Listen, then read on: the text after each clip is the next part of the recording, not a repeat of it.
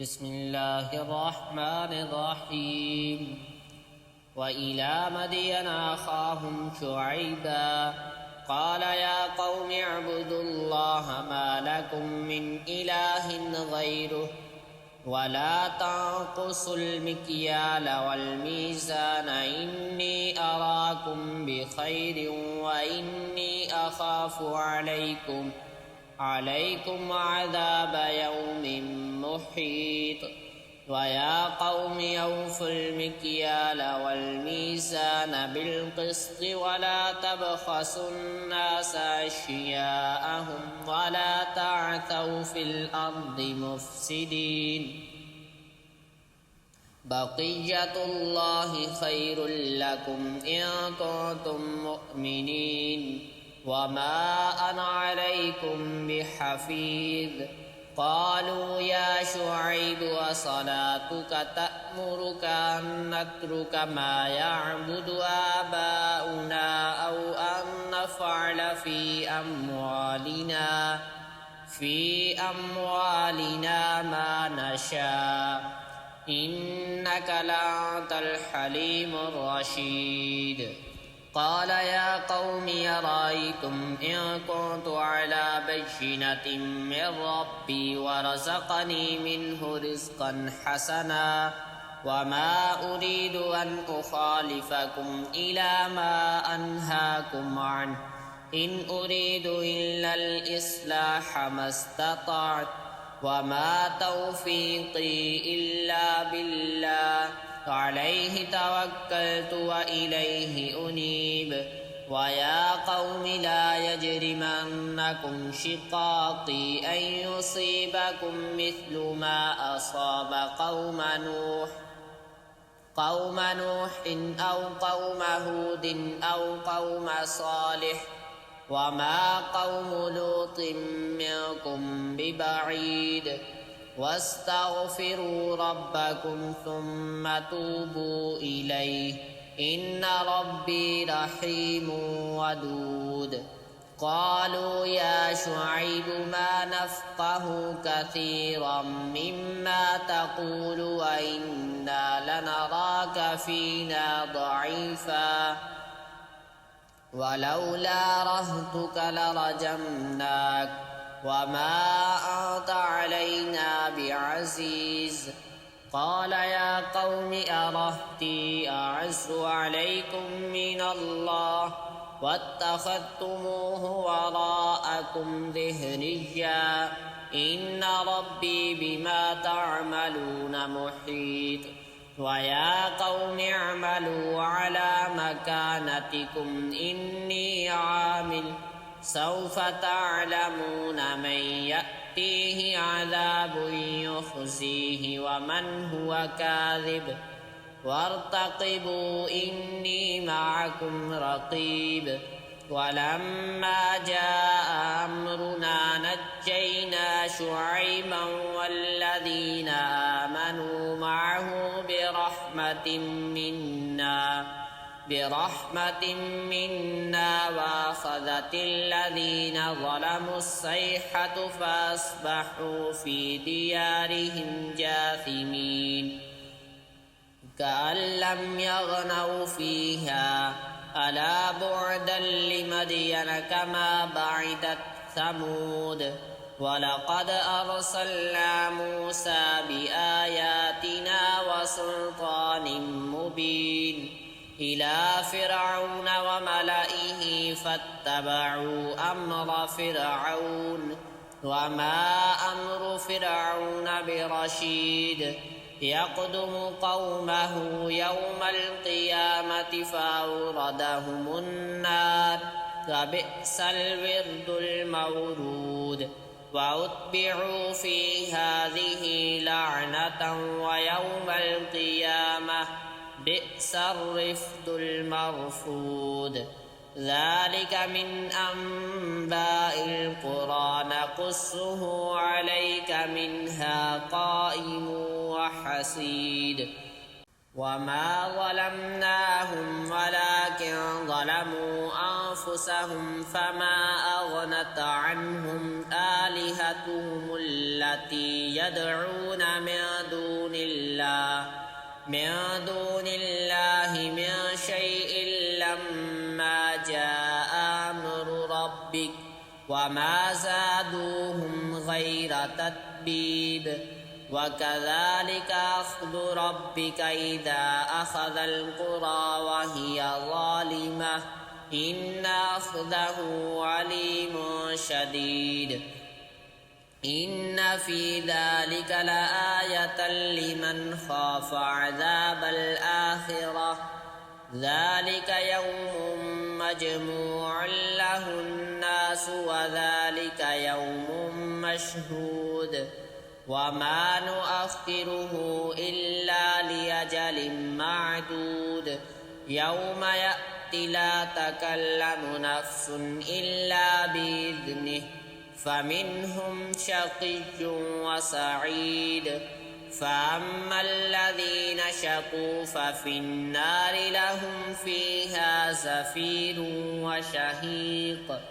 خالدين فيها ما دامت السماوات والأرض إلا ما شاء ربك إن ربك فعال لما يريد وأما الذين سعدوا ففي الجنة خالدين فيها ما دامت السماوات والأرض إلا ما شاء ربك عطاء غير مجذوذ فلا تك في مرية مما يعبد هؤلاء ما يعبدون إلا كما يعبد آباؤهم من قبل وإنا لموفوهم نصيبهم غير منقوص ولقد آتينا موسى الكتاب فاختلف فيه ولولا كلمة سبقت من ربك لقضي بينهم وإنهم لفي شك منه مريب وإن كلا لما ليوفينهم ربك أعمالهم إنه بما يعملون خبير فاستقم كما أمرت وما تاب معك ولا تطغوا إنه بما تعملون بصير ولا تركنوا إلى الذين ظلموا فتمسكم النار وما لكم من دون الله من أولياء ثم لا تنصرون وأقم الصلاة طرفي النهار وزلفا من الليل إن الحسنات يذهبن السيئات ذلك ذكرى للذاكرين واصبر فإن الله لا يضيع أجر المحسنين فلولا كان من القرون من قبلكم أولو بقية ينهون عن الفساد في الأرض إلا قليلا ممن أنجينا منهم واتبع الذين ظلموا ما أترفوا فيه وكانوا مجرمين وما كان ربك ليهلك القرى بظلم وأهلها مصلحون ولو شاء ربك لجعل الناس أمة واحدة ولا يزالون مختلفين إلا من رحم ربك ولذلك خلقهم وتمت كلمة ربك لأملأن جهنم من الجنة والناس أجمعين وكلا نقص عليك من أنباء الرسل ما نثبت به فؤادك وجاءك في هذه الحق وموعظة وذكرى للمؤمنين وقل للذين لا يؤمنون اعملوا على مكانتكم إنا عاملون وانتظروا إنا منتظرون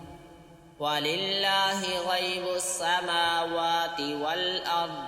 وإليه يرجع الأمر كله فاعبده وتوكل عليه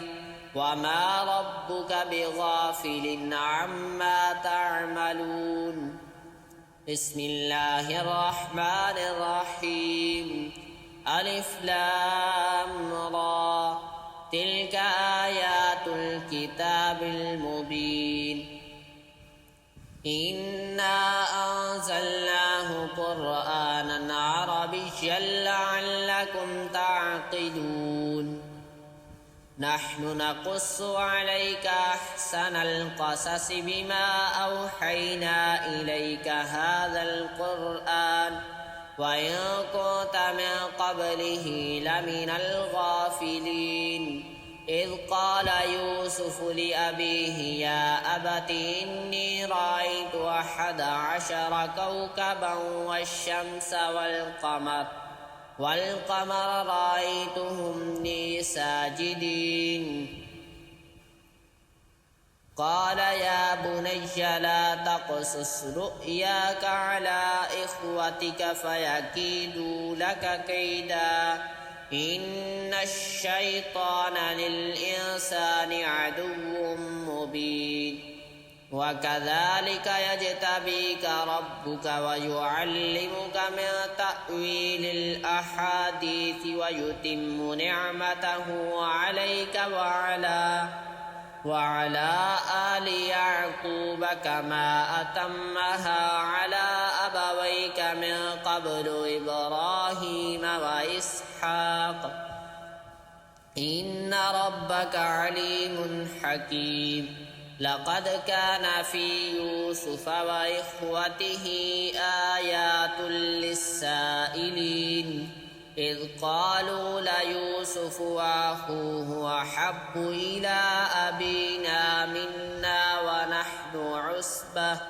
إن أبانا لفي ضلال مبين اقتلوا يوسف أو اطرحوه أرضا يخل لكم وجه أبيكم وتكونوا من بعده قوما صالحين قال قائل منهم لا تقتلوا يوسف وألقوه في غيابة الجب يلتقطه بعض السيارة إن كنتم فاعلين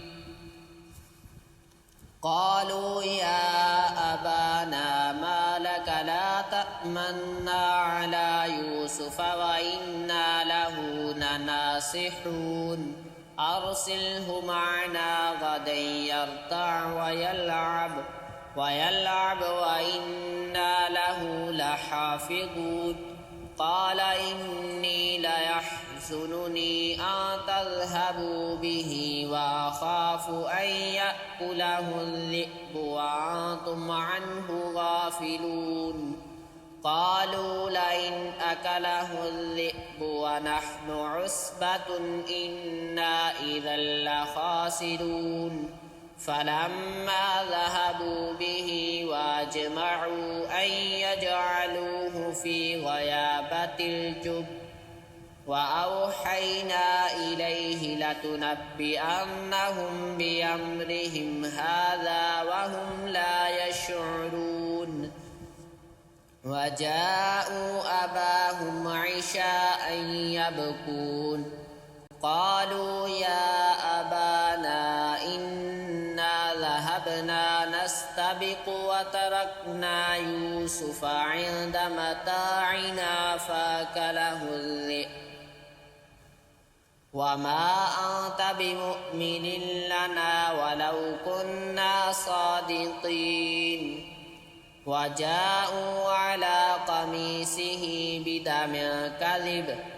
قال بل سولت لكم أنفسكم أمرا فصبر